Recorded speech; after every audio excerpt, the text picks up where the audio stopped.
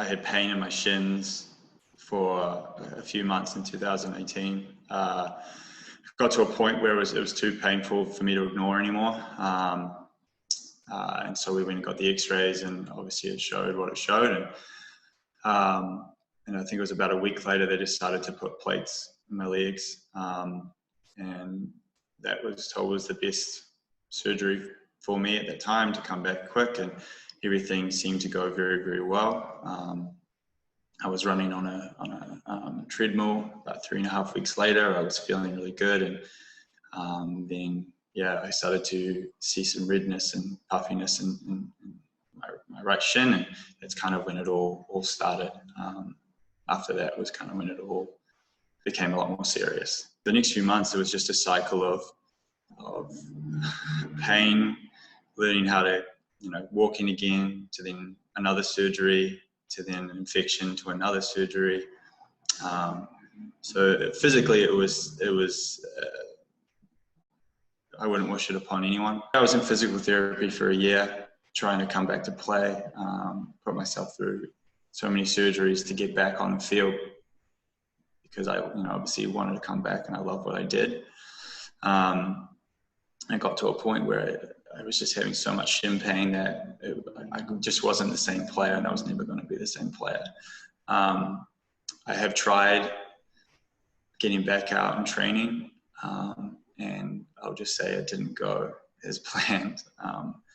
It takes me a lot of time to recover from things that were very, very easy for me to do before.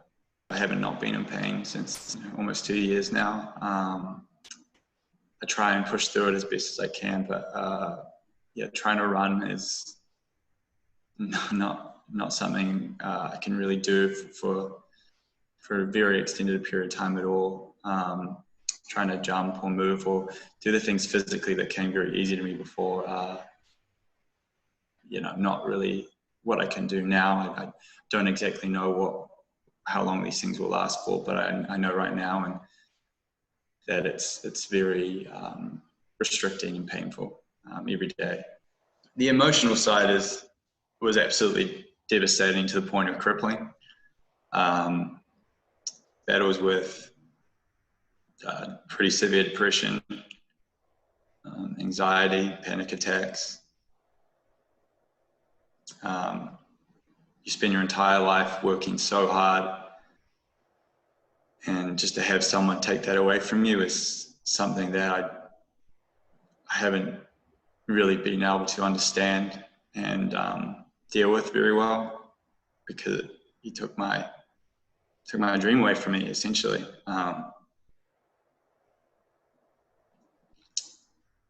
It's been pretty crippling emotionally. Why did you feel like this was the step you had to take with the lawsuit at this point, given the situation you're in? I think for me, it's I've had to go through such a horrible experience that I've had my career taken from me. I've had the job that I loved more than anything taken from me, and a big aspect of my life taken from me. I'm physically not the same. I'm emotionally not the same. And I just would like to understand why and how someone could do this, first off, and then I can't go through my life not telling the story, and I think bringing attention to this to prevent this happening to anyone else. I wouldn't wish what happened to me on my biggest enemy. It was terrible. So I think bringing attention to it so that nothing like this can happen again, because I couldn't, I wouldn't be okay with myself if something like this happened to someone else. I came over here as a 19-year-old kid with a pretty big dream, and I didn't think I had a big chance. And this city kind of took me in, and that fan base took me in. I was here for a decade, and I watched the team go from USL to MLS to win a cup. I can't thank the city enough for the support it's shown me and the opportunity to play in front of the Timbers Army was the highlight of my life. I think a lot of other players would say that too. So I just, a big thank you to a city and a community and a fan base that took me in as a kid and kind of molded me into an adult. And for me, it's thank you. And I would give just about anything to put on the uniform one more time and step out on that field, hear that national anthem and see a tifo that insulted the Seattle Sounders being pulled up. I think that would be a pretty big dream of mine to be able to relive that.